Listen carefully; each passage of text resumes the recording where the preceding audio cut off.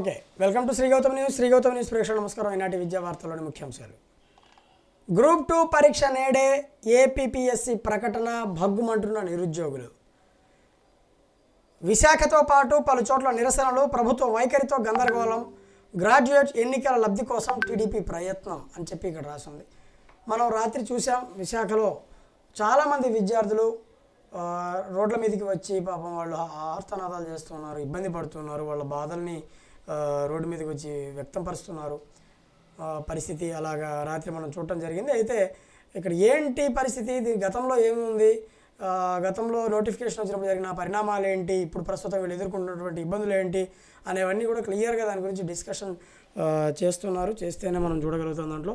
తర్వాత చూడండి, ఇక్కడ ఈ విషయం గురించి మనం మాట్లాడుకుంటే ఈ పేపర్లో వేసినటువంటి అంశం గురించి, నిరుద్యోగుల నుండి తీవ్ర వ్యతిరేకత వ్యక్తమవుతున్నప్పటికీ గ్రూప్ 2 పరీక్షను నేడు ఆదివారం నిర్వహించడానికే ఏపీపీఎస్సీ సిద్ధమైంది.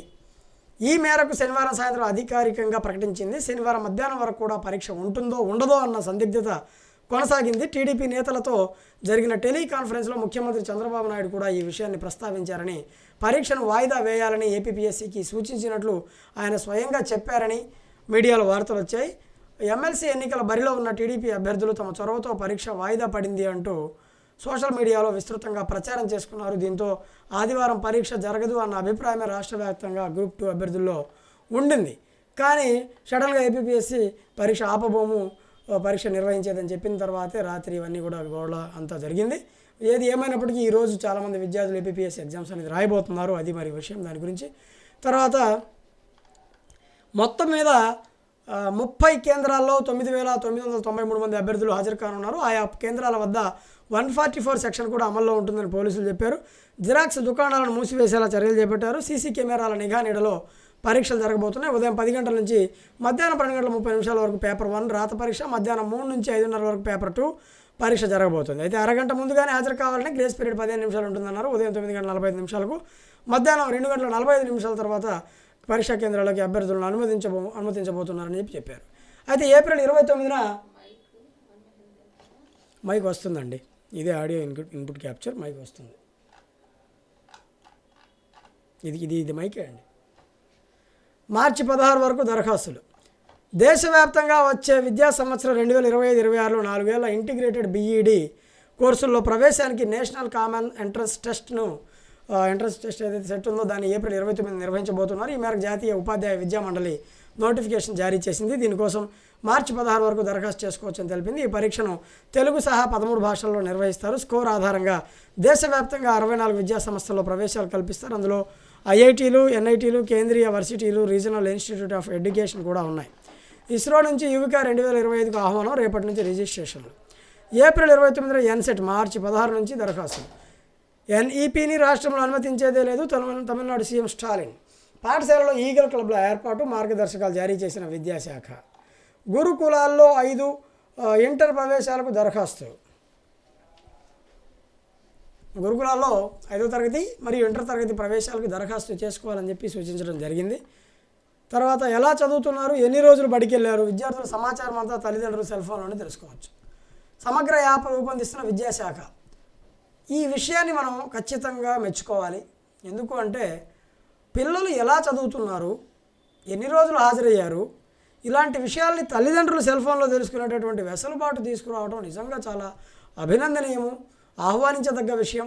ఇది ప్రభుత్వ పాఠశాలల్లో అమలు చేస్తూ ఉన్నారు, ఇది ఇంకా గొప్ప విషయం. అయితే ఇక్కడ ఈ విషయం గురించి మనం మాట్లాడితే ప్రైవేట్ స్కూళ్ళు లక్షలు ఫీజులు వసూలు చేసుకుంటూ చాలా భారీ మొత్తంలో వాళ్ళు ఒక బిజినెస్ లాగా నడుపుతున్నటువంటి ప్రైవేటు స్కూళ్ళల్లో వాళ్ళకి ఆ తల్లిదండ్రులకి మా పిల్లలు ఉన్నటువంటి పిల్లలు ఎన్ని రోజులు స్కూల్కి హాజరయ్యారు, వాళ్ళ టీచర్స్ ఎంతమంది ఉన్నారు, ఆ టీచర్స్ మొత్తం కూడా వాళ్ళకి ఇస్తున్నటువంటి హోంవర్క్ ఏంటి, ఈరోజు ఏమైనా వర్క్ ఇచ్చారా, వాళ్ళ ఫీడ్బ్యాక్ ఎలా ఉంది, పెర్ఫార్మెన్స్ ఎలా ఉంది, ఏ సబ్జెక్టులో వాళ్ళ రిజల్ట్ ఏ విధంగా వస్తుందనేవన్నీ కూడా అందించే ఏర్పాటుని ప్రైవేట్ స్కూల్స్ చేయలేకపోతున్నాయి.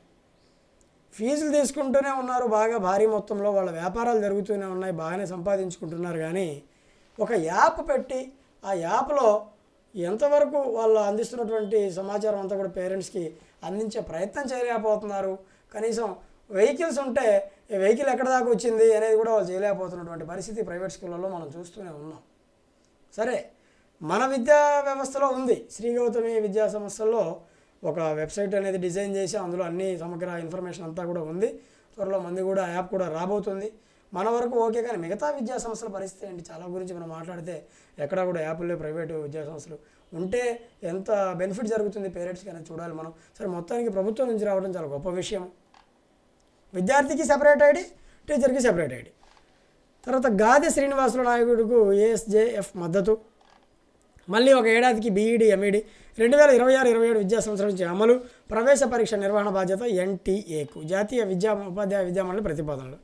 బీఈడి ఎంఈడి కోర్సులు తిరిగి ఒక ఏడాది ఫార్మాట్కు తీసుకెళ్లాలని జాతీయ ఉపాధ్యాయ విద్యామండలి యోచిస్తోంది. ఈ మేరకు 2026-27 విద్యా సంవత్సరం నుంచి ఈ 2 ప్రోగ్రాంల కాల వ్యవధిని ఏడాదికి తగ్గించాలని ప్రతిపాదించింది. దీంతో ఈ కోర్సుల కాల వ్యవధిని 2 ఏళ్లకు పొడిగించిన దశాబ్దం తర్వాత ఈ పరిణామం చోటు చేసుకోనుంది.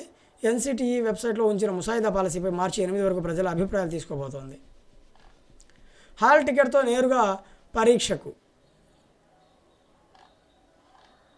3 నుంచి ఓపెన్ స్కూల్ పరీక్షలు. జిల్లాలో మార్చి 3 నుంచి 15 తేదీ వరకు ఓపెన్ స్కూల్ పరీక్షలు జరుగుతాయని డీఈఓ వరలక్ష్మి తెలిపారు. ఏర్పాట్లపై శనివారం డీఈఓ కార్యాలయ సమావేశ మందిరంలో చీఫ్ సూపరింటెండెంట్లు కస్టోడియన్లు సమీక్షించారు. ఉద్యోగుల బకాయిలు చెల్లింపునకు నిధులు కేటాయించండి, ఏపీ వీఆర్ఓల సంఘం డిమాండ్. ఆర్థిక బకాయిలు చెల్లించండి, ముదురుతున్న భాషా వివాదం. సంఘాలకు రిజిస్ట్రేషన్ నెంబర్తో పని లేదు. ఉపాధ్యాయులకు సంఘాల రిజిస్ట్రేషన్ నెంబర్తో పని లేదని ఏపీ ఉపాధ్యాయ సమాఖ్య నెంబర్ వేసుకుంటే తాము 1935 నెంబర్ వేసుకోవడానికి అభ్యంతరం లేదని ఏపీటీఎఫ్ 1938 అధ్యక్ష ప్రధాన కార్యదర్శి ఉదయరాజు చిరంజీవి తెలిపారు. బ్యాలెట్ పత్రాల పరిశీలన నేడు. ఆదర్శ పాఠశాలలో మెరుగైన బోధన. ఎన్నికల అధికారులకు ఎగ్జిక్యూటివ్ మెజిస్ట్రేషన్ అధికారాలు. గురుకులాల్లో 5 ఇంటర్ ప్రవేశాలకు దరఖాస్తు. ముగిసిన టీచర్ల సీనియారిటీ జాబితా కసరత్తు. 9-10 తరగతుల్లో సిలబస్ను తగ్గించండి. ప్రైవేట్ వర్సిటీగా వివిఐటి. రేపటి నుంచి అసెంబ్లీ బడ్జెట్ సమావేశాలు. రాష్ట్ర వర్సిటీలు. ఇండియన్ ఆర్మీలో ఉద్యోగాలు. వచ్చే నెల నుంచి క్యూఆర్ కోడ్తో రేషన్ కార్డులు. పౌర సరఫరాల శాఖ మంత్రి నాదెండ్ల మనోహర్ వెల్లడి. అశ్లీల కంటెంట్ నియంత్రణకు కఠిన చట్టం. ప్రధాని 2వ ప్రిన్సిపల్ సెక్రటరీగా శక్తికాంత్ దాస్. రేపు పీఎం కిసాన్ నిధుల విడుదల. వాహనం రిజిస్టర్ అయి 20 ఏళ్ళు దాటితే ఏడాదికి బైక్ 2000, కారుకు 10,000. బ్యాంక్ కస్టమర్లకు good news. Loan free closure ఛార్జీలుగా ఉండవు. మరుగుజ్జుల గెలాక్సీల్లోనూ భారీగా బ్లాక్ హోల్స్. నడుము నొప్పికి వెన్ను ఇంజెక్షన్లు వద్దు అంటున్నారు డాక్టర్లు. కోవిడ్-19 బాటలోనే కొత్త వైరస్ వ్యాప్తి. జంతువుల నుంచి మనుషులకు కోవిడ్-19 వైరస్ ఎలా సోకిందో అదే మార్గంలో కొత్తగా కనుగొన్న కరోనా వైరస్ వ్యాపిస్తుందని వైరాలజిస్టులు తెలిపారు. కోవిడ్-19 వైరస్ను మానవులోని ఏ కణాలతోనైనా రిసీవ్ చేసుకున్నాయో అవే ఈ వైరస్ను స్వీకరిస్తాయని వెల్లడించారు. చైనా వైరాలజిస్ట్ షీ జంగ్లీ ఆధ్వర్యంలోని వైరాలజిస్టుల బృందం ఈ కొత్త వైరస్ను కనుగొన్న సంగతి తెలిసిందే. మానవులోని యాంటీయోటెన్సిన్స్ కన్వర్టింగ్ ఎంజైమ్లలోనికి S2 కొత్త వైరస్ చొచ్చుకొని వెళ్ళగలదని, SARS-CoV-2 వైరస్ స్వీకర్తగా ఇదే ఎంజైమ్ పనిచేసిందని, మానవ కణాలకు ఇన్ఫెక్ట్ అయి కోవిడ్-19కు కారణమైందని ఇదేనని వైరాలజిస్టులు తెలిపారు. మొత్తానికి 2వ తరం వైరస్ను మేము కనిపెట్టి ఐసోలేట్ చేశాం. అది గబ్బిలాలోని S2నే కాకుండా మనుషుల్లోని S2ను కూడా ఉపయోగించుకుంది. మరెన్నో క్షీరజాతుల్లోని S2ను వినియోగించుకుంది. గబ్బిలాల నుంచి తీసిన వైరస్ శాంపిళ్లను ఐసోలేట్ చేసినప్పుడు అవి మానవుల్లోని కణాలకు ఇన్ఫెక్ట్ అయ్యాయి. వాటితో పాటు కృత్రిమంగా తయారు చేసిన కణాలు కూడా వ్యాపించాయని వివరించారు. ఏపీకి 3 ఐపీఎస్ అధికారులు. వీరిని రిలీవ్ చేయాలని తెలంగాణ ప్రభుత్వానికి కేంద్రం ఆదేశాలు. దాయాదుల పోరుకు సై. నేడు భారత్-పాకిస్తాన్ హై వోల్టేజ్ మ్యాచ్. పసిడి ప్రియులకు షాక్. 22 క్యారెట్ల పుత్తడి ధర 200 పెరిగి 84,007కు చేరింది. 24 క్యారెట్ల బంగారం ధరపైకి 330 వరకు పెరుగుదల జరిగింది. ఇవి ఈనాటి విద్యావార్తలు. చూస్తున్నానండి Shri Gautam. Thanks for watching.